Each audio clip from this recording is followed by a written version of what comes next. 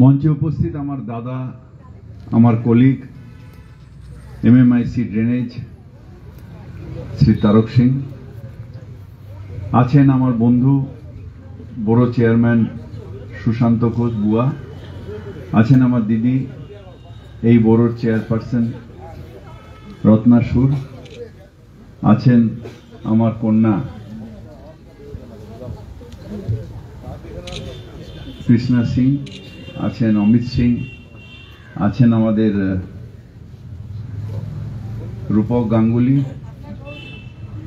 আমার বৌদি ঠিক সোমা আছে, সোমা চক্রবর্তী আমাদের বৌদি না আমার বৌমা, কাকুলি বাগ আছে 119 নম্বর ওয়ার্ডের, ছোট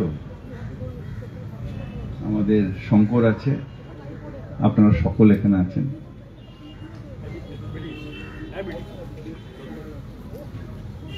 এটা সিইটি শ্মশান এবং আমাদের কাছে যারা আমরা কালীঘাট দক্ষিণ কলকাতা এলাকায় থাকি তাদের কাছে আমাদের এটা একটা অল্টারনেটিভ ব্যবস্থা ছিল। যখন কেওড়াতলায় ভর্তি হয়ে যায় তখন আমরা অনেক সময় বলি আচ্ছা সিইটি খালি আছে, ওখানে একটা চুল্লি আছে, ওখানে নিয়ে চলে যায়। পুরো কনসেপ্টটা পরিবর্তন হলো যখন এখানে বিখ্যাত পরিচালক ঋতুপর্ণা ঘোষ তার যখন তিনি মারা গেলেন এবং মুখ্যমন্ত্রী নিজে এখানে এসে তার ইচ্ছে ছিল যে এখানে দেওয়ার, কেওড়াতলা নয়, টালিগঞ্জ অঞ্চলের কাছে এটা, তাই এখানে তার যাতে শেষকৃত্য হয়। এবং মুখ্যমন্ত্রী তখন ইচ্ছা প্রকাশ করলেন যে এটাকে একটু ভালো করে কর। সেই থেকে তারক সিং সাহেব লেগে পড়লেন কি করে এটাকে ভালো করা যায়।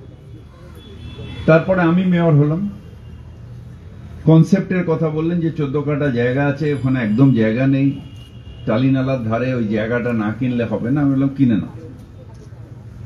ও নিজের উদ্যোগে যারা জায়গার মালিক তাদের সাথে কথা বলে পুরো ডেন্সলি ওটা সব ভাড়াটেরা ছিল, কিছু এনক্রোচমেন্ট ছিল, ও নিজে উদ্যোগ নিয়ে এটা পুরো তারক সিং নিজে এটাকে পুরো পরিষ্কার করলো। আমি এসেছিলাম মাঝখানে দুবার। তারপর গঙ্গায় যখন ফ্রেশ জল আসবে সেই জলটাকে ধরে রেখে যাতে শেষকৃত্য করার জন্য অনেক দূরে সেই বাবুর ঘাটে না যায়, কারণ এখন টালিনালায় জলটা সবসময় কম থাকে, যে জলটা ব্যাকফ্লো হয় সেটা এখন আমরা পুরো এসটিপি গুলো চেঞ্জ করতে পারিনি, তাই নোংরা জল থাকে, যাতে ওখানে না করতে হয়। যখন এটা জোয়ারের জল আসবে, ফ্রেশ জল আসবে, সেটাকে যাতে ধরে রেখে রাখা যায় সেই ব্যবস্থা করে একটা পুরো কনসেপ্ট প্ল্যান অঞ্জন উকিল মেনলি এটা করেছে এবং জ্যোতি আমাদের ডেপুটি চিফ ইঞ্জিনিয়ার তার দায়িত্বে এটা পুরোটা তৈরি হচ্ছে। এই কাজটা যত সহজ আমরা ভাবি তত সহজ নয়। যে কোনো কাজে যখন জমি পাওয়া যায় না, যখন এনক্রোচমেন্ট থাকে, কি এফোর্ট লাগে এক এক কাঠা জমি জোগাড় করতে, সেটা যে করে সে বোঝে।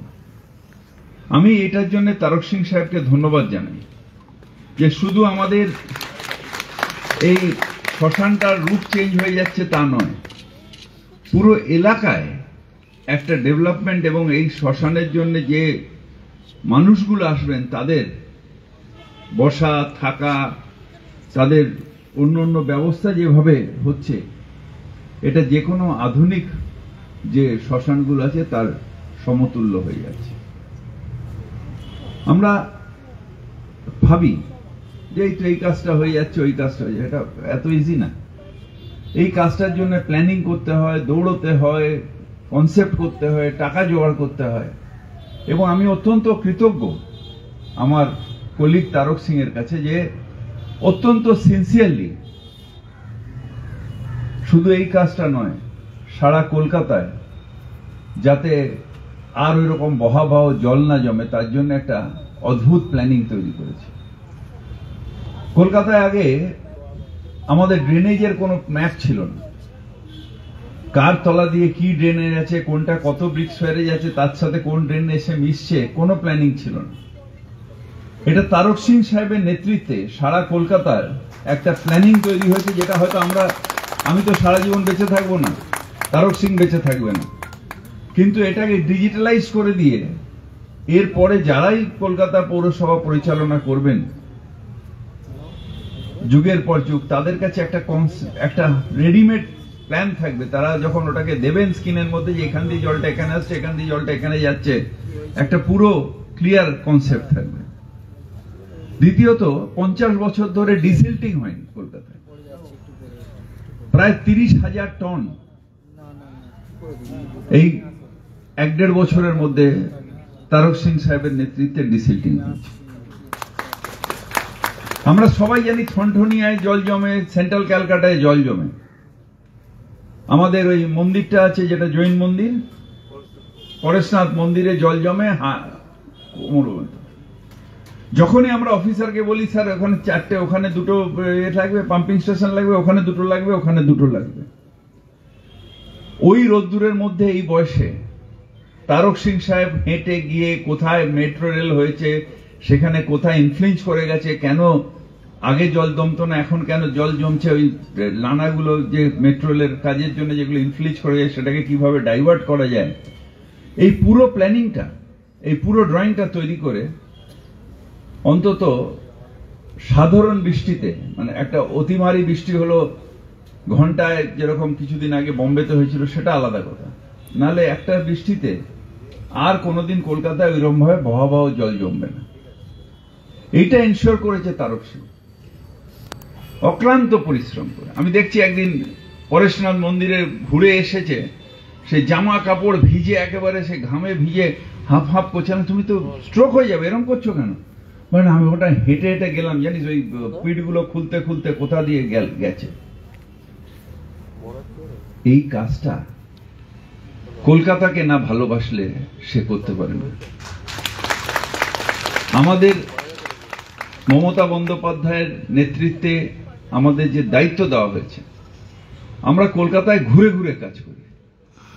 এসি ঘরে বসে শুধু অফিসারদের হুকুম ঝাড়লাম আর বোর্ড তৈরি চললো তা নয়, আমরা মানুষের পাশে গিয়ে মানুষের প্রয়োজন এবং সেটা সমাধানের জন্য কোথায় কি হচ্ছে সেটা অন দ্য গ্রাউন্ড, এই কাজটা আমরা করছি। নিশ্চিতভাবে অনেকগুলো জায়গায় আমাদের দলকে ক্রিটিসাইজ করা হয়, আমাদের নেতৃত্বকে ক্রিটিসাইজ, কেউ কেউ হয়তো ভুলও করেছে, কিন্তু তার মানে এই যুগে এই 12 বছরে যে উন্নয়নটা মমতা বন্দ্যোপাধ্যায়ের নেতৃত্বে হয়েছে, সেই উন্নয়ন 34 বছর কেন 50 বছরে কোনোদিন হয়নি। আর অন্যান্য প্রদেশেও যেখানে ডবল ইঞ্জিন সরকারও আছে সেখানেও হবে না। একটা অযোধ্যা দেখিয়ে সারা ইউপির, শ্মশান বলে বলছি, সারা ইউপির উন্নয়ন দেখানো যায় না। আমি নিউ টাউন তৈরি করেছি, তার মানে সারা বাংলায় সব সমস্যার সমাধান হয়ে গেল। এতগুলো হোটেল হয়েছে, এতগুলো থাকার জায়গা হয়েছে, এটা রোজ টিভিতে দেখাচ্ছে। নিউ টাউন তো আমি দেখাতে পারি, ইকো পার্ক করেছি, এই করেছি, ওই করেছি, সেটাতে সারা বাংলার সমাধান হবে না। সারা বাংলায় গিয়ে গিয়ে দেখতে হবে কোথায় সমাধান। মুখ্যমন্ত্রী সেটা যায়, দৌড়ে দৌড়ে যাচ্ছে জেলাগুলো দেখার জন্য যে কোথায় কি হচ্ছে, দাঁড়িয়ে থেকে অন দ্য গ্রাউন্ড সেই সমাধান করছে, সেই উন্নয়ন করছে। ছোট্ট একটা ব্যাপার বলি, কোথাও মন্দির টন্দির এটা নিয়ে আমার কোনো বলার নেই, ইন্টারেস্ট নেই। জগন্নাথ মন্দির হচ্ছে, জগন্নাথ মন্দির পুরীতে হচ্ছে, সেটা আবার আমার ডিপার্টমেন্ট, আমাদেরই দায়িত্ব দিয়েছে মমতা। দীঘায় যে মন্দিরটা হচ্ছে, মানে পুরীর আদলে দীঘায় যে মন্দিরটা হচ্ছে, উদ্বোধনের দিন আমি পিজি হাসপাতাল বন্ধ রাখতে পারি, মেডিকেল কলেজ বন্ধ রাখতে পারি, টিভি আমাকে ছেড়ে দেবে, ঘন্টাখানেক সমান হবে না যে টিভির পিজির পরিষেবা, মেডিকেল কলেজের পরিষেবা বন্ধ হয়ে গেল। কিন্তু কোনো ঘন্টাখানেক হলো না যখন এইমস বন্ধ থাকলো রাম মন্দিরের জন্য, সেখানে কত রোগী তারা বঞ্চিত হলো, সেটা নিয়ে কেউ আওয়াজ তুলল না।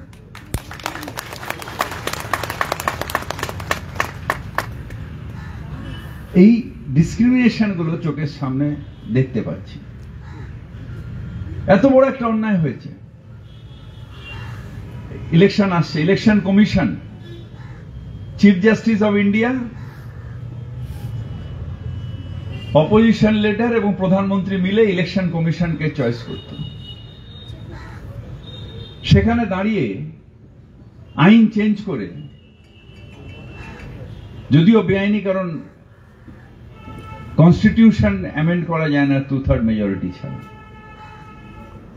ইলেকশন কমিশনের চয়েসটাই হয়ে গেল যে প্রধানমন্ত্রী থাকবে, তার একটা নিজের মন্ত্রিসভার সদস্য থাকবে, আর বিরোধী দলনেতা থাকবে, অর্থাৎ 2:1 হয়ে গেল। তাহলে প্রধানমন্ত্রী যে অফিসার, যে ওনার তোয়াজ করে, তাকেই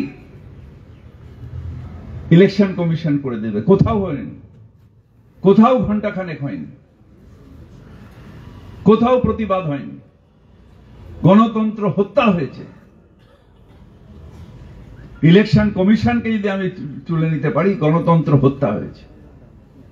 কোথায় কোথায় প্রতিবাদ? ঠিক, শাহজাহান যেটা করেছে অন্যায় করেছে, কিন্তু তুমি তো বেসিক গণতন্ত্রটাকে নষ্ট করে দিচ্ছ, ইন্ডিয়ান কনস্টিটিউশনকে নষ্ট করে দিচ্ছ। গণতন্ত্র না থাকলে ভারতবর্ষ থাকবে না। তার প্রতিবাদ কোথায়?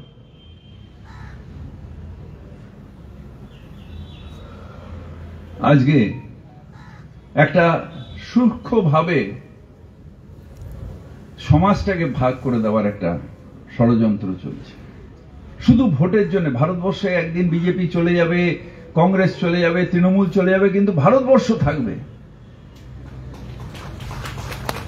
70-80 বছর লাগছে আমাদের সেই পার্টিশন, সেইটাকে করে দিয়ে আমরা এগিয়ে যাওয়ার কথা, আবার সেইখানে টেনে নিয়ে চলে যাচ্ছে, আবার সেখানে সেই পুরনো জায়গায় বর্বরতার চরমে নিয়ে চলে যাচ্ছে।